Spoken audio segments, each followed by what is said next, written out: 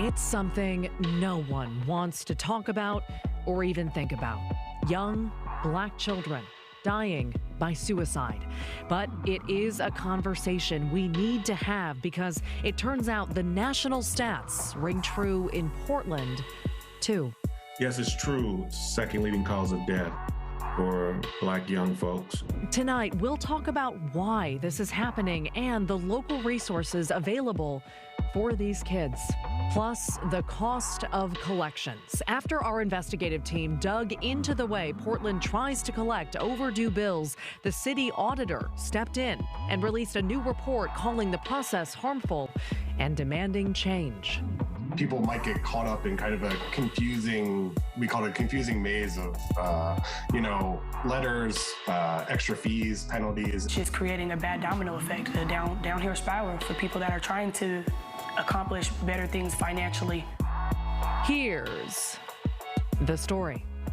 That story's years in the making thanks to our investigative team. We'll get to that. I'm Maggie Vespa. Welcome to The Story, the show where if you're not familiar, your questions and your comments drive our coverage. So contact info always right here. Email the story at kgw.com and use the hashtag #TheStoryKGW. And before we get started, by the way, we do want to let you know, mark your calendars several times over because as you can see, this show is taking a break for, wait for it, 2.5 weeks. That is an eternity in the news business. This is because, you probably guessed, of the Olympics. We'll be back on Monday, February 21st. But in the meantime, our team will still be researching and working on the stories that you want to see covered. So be sure to keep sending us your feedback. And we also want to take a moment, given what's on the calendar for today, to acknowledge what is arguably the weirdest holiday that we celebrate here in the United States. So, of course, we're going to talk about it here. This is a weird show. It's a holiday that meteorologists in particular have really strong opinions about. And you know what? We don't blame them. Yeah, it's Groundhog Day again. But a time when a group of guys get up, frankly, absurdly early, dressed like the Monopoly Man, and harass a local rodent for, I don't know, reasons. At some point in human history, someone decided that a groundhog was the best way to predict whether spring was coming soon. And everyone else basically decided not to tell them it was weird, didn't want to question it. I don't know. According to the Puxatawny Groundhog Club, that is a real thing.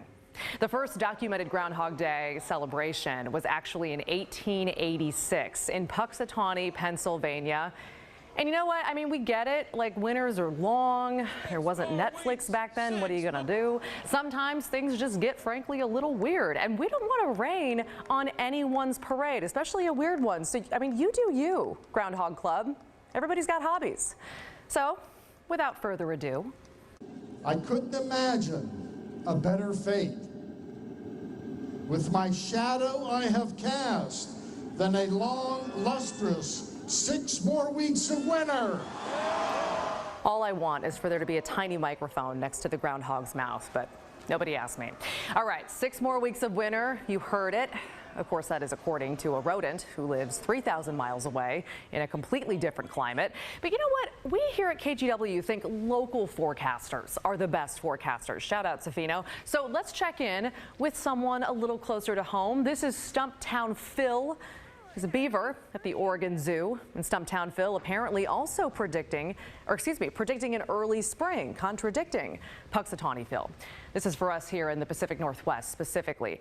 You know, we also, though, it's getting weirder. We can't end this segment without telling you about the strangest Groundhog Day celebration we found. This is Flatiron Freddy from Colorado. He is a stuffed, yellow-bellied marmot wearing a top hat because culture. Local legend says he was part of a display at a nature center when he accidentally got left outside in the winter about a decade ago. Who took him outside and forgot? No idea. Flatiron Freddy was then dumped in the garbage where a park ranger found him. And the rest is apparently history. Now he has a top hat. Flatiron Freddy, for his part, also did not see his shadow. Granted, he's dead. Either way, that is 2 votes for an early spring. Okay, let's turn seriously now to our big story. Nobody likes taxes. Nobody likes fines. Nobody likes fees. We know that. But the city of Portland has made things even more difficult for those overdue on their bills because of the way it tries to collect those unpaid bills. This is an issue investigative reporter Kyle Oboshi has been digging into for several years, and a new city audit suggests things need to change. At a time when so many people are struggling to meet their essential needs, the city of Portland is making it even more difficult for those who can't pay their bills.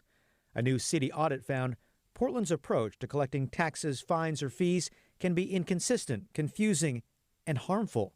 For some people, unpaid bills can quickly spiral into burdensome debt, as well as damage credit ratings. As we saw a lot of areas where the city could make more effort upfront to help people understand what their obligations were. Casey Jones is the Audit Services Director, whose team looked at how the city collects unpaid bills. And what they found? There's no single policy. Instead, each bureau has its own way of collecting money. We found the city's collection policies are inconsistent between bureaus, and people might get caught up in kind of a confusing, we call it a confusing maze of, letters, extra fees, penalties.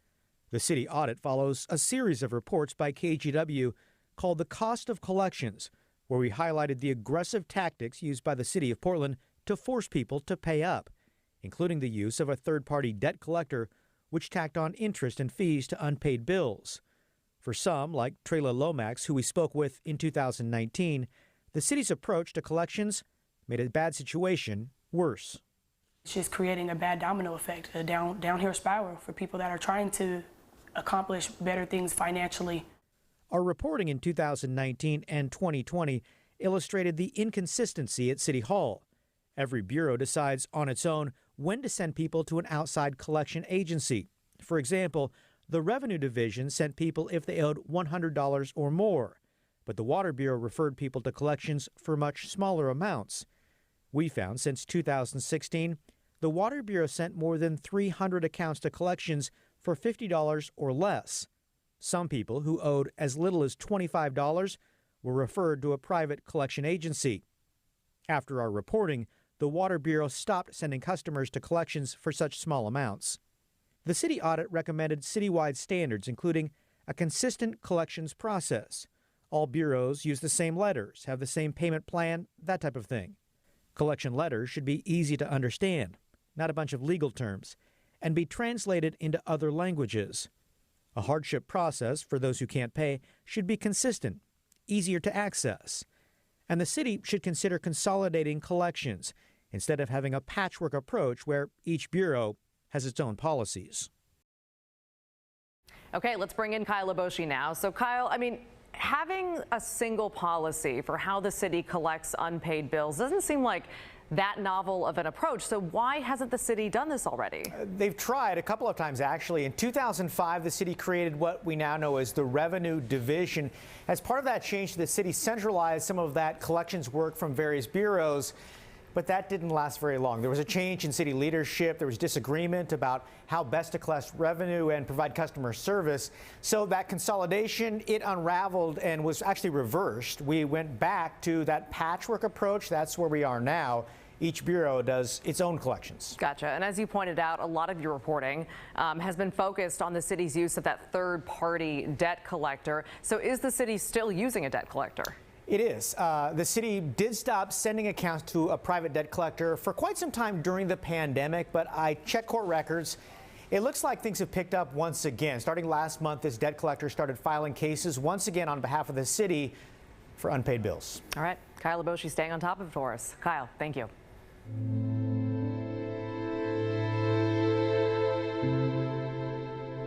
77 days of the first time my son was bullied to the day he died. 77 days in between. We want to turn now to a difficult but important conversation. It comes courtesy of A Different Cry. It's a series produced by our sister station in Atlanta, and it focuses on the alarmingly high rate of young Black children dying by suicide. Research shows that they're dying at twice the rate of their white peers. You can watch the entire series now at kgw.com/adifferentcry. Now, that series got us wondering about the extent, basically, of this problem locally. Like, does it translate to the Portland area? So we turned to the local suicide prevention agency, Lines for Life, and they said, yes, those same national statistics hold true here as well. Yes, it's true. Age 10 to 24-year-olds, the second leading cause of death for Black young folks. The highest rising suicidal population in America right now. It's tragic. That's Daryl Turpin, the Director of Equity and Cultural Engagement for Lines for Life. He and CEO Dwight Holton both talked with us about this and as to why this is happening for Black children. National conversations focus around, and this probably won't surprise you, racism, bullying, racist bullying, and trauma tied to violence. But Turpin also added this about kids specifically in Portland. But we have to look at this systemically, right? We have to look at things like, what has been the impact of gentrification, for example? When you take a community and relocate, dislocate, what are the systemic protective factors that are built into neighborhoods that you are basically destroying, or you're basically relocating? So when you got young people growing up in communities where protective factors have been destroyed, so you don't have a sense of neighborhood, no economic development, no business owners, poor schools. What are the consequences? What is the residual effect of that? And I think we're seeing that. And they said it's because of mounting awareness, like What a Different Cry is creating, that agencies like Lines for Life are changing how they do what they do. Here's CEO Dwight Holton.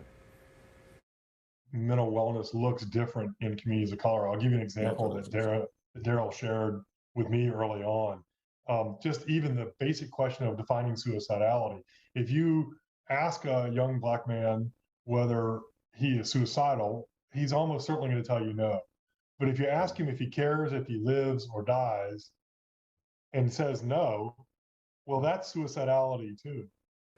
Okay, so what is being done besides changing those nuances in important questions like that? Well, Lines for Life is doing prevention work, they say, by training staff in predominantly Black schools and churches to talk more about this and let kids and everyone know it's okay to ask for help. And they say the county is doing that work too. Then there are these resources. Lines for Life has a racial equity support line where Black Portlanders of any age can call to talk to Black trained staff about racism and that lived experience. That's 503-575-3764. There's also the Oregon Youth Line. Kids and teens can call that 877 number there, or they can text teen to teen to 839-863. And then, of course, there is the National Suicide Prevention Hotline. That's available too. It's 1-800-273-8255. And we do want to end this segment with a point that Holton wanted to make sure everyone takes away. You guys are taking on really hard topics, and this is stuff that will be traumatic for people to watch. So I think it's really important to emphasize the hope here too. We know that for everyone who dies by suicide, there are 280 people who think seriously about it, but don't and find a way forward. And for those people who find that way forward, these are real hero stories, right? So it's really important to emphasize for folks that, yes, this is a significant challenge. Yes, it's a challenge we need to lean into hard. We need to get to a place where people can deal with their mental health the same way you deal with a broken arm, right? We know it's busted. We're going to go get some help for it. There are people who can help. It's easy to get the help. That's where we need to get. But the reality is that hope is not just a kind of Hallmark card, platitude. Hope is an evidence-based strategy. So we can help by reaching out and providing hope for people, and we'll make a difference in people's lives and we'll save people's lives. You've probably watched and read dozens or hundreds of stories about Oregon's housing crisis. But how much do you really know about the people homeless on our streets? A newspaper in Bend would like to introduce you one by one. This project and the structure of this project highlights the importance of the individuals who make up an issue. When the story continues.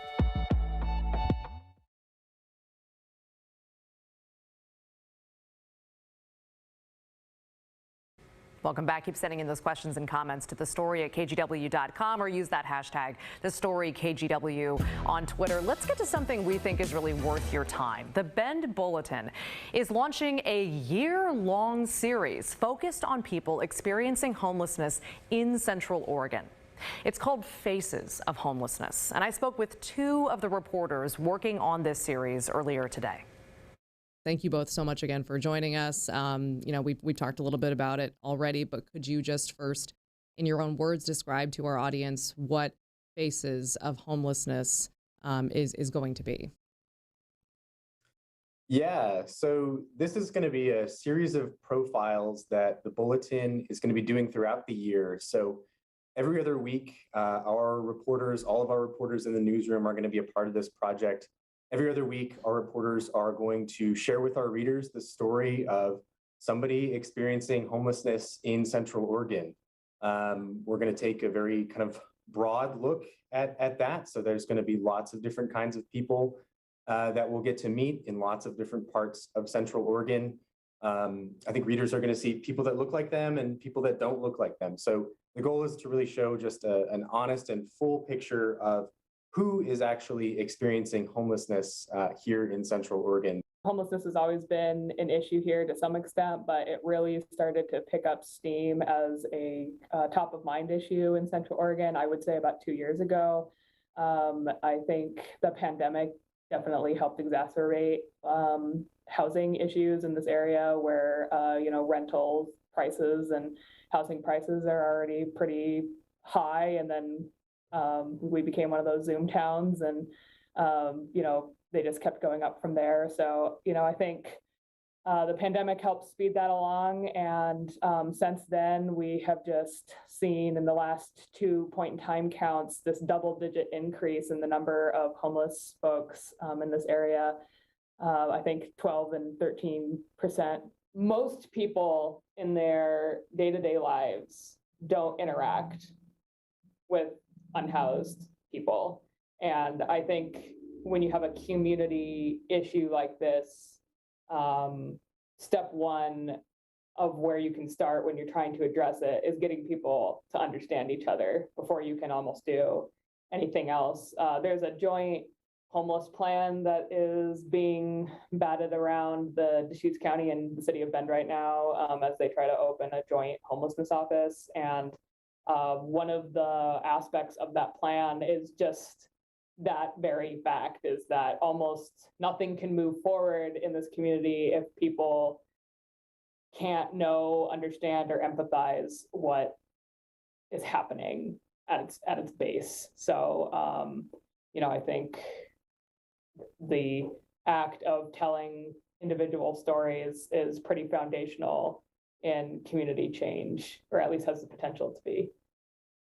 There are as many stories about homelessness as there are homeless people, and there are as many reasons for becoming homeless as there are homeless people. And so, we'll never be able to tell every story about homelessness. But since, we've committed to do this for the entirety of the year, that gives us a really good number of these stories that we can do to show lots of different kinds of people in Central Oregon.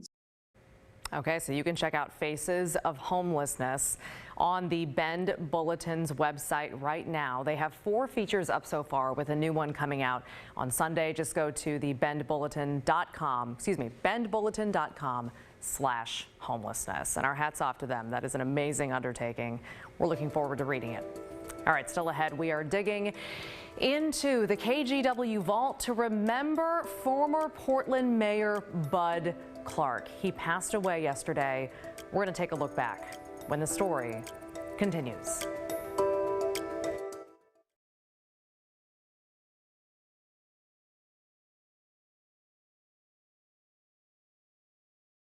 Welcome back. You've probably seen the headlines by now. We lost a Portland icon. Former Mayor Bud Clark died yesterday, and the outpouring has been huge. He passed away at the age of 90. And besides his 2 terms as mayor, he was also known for running the Goose Hollow Inn in Southwest Portland. A lot of people talking about that too. So Catherine Cook dug into the KGW vault to take a look at Bud Clark's legacy. There he is. Tim? He is the mayor now. Are you ready to accept victory and declare yourself the winner in the race? Yes, I am, absolutely. It was one of the greatest political upsets in Oregon history and the beginning of Bud Clark's Portland, a city he served as mayor from 1985 to 1992. Clark had no political background. He was the barkeep who biked to work. His ascension to mayor began as a challenge to beat the unchallenged incumbent, Frank Ivancy.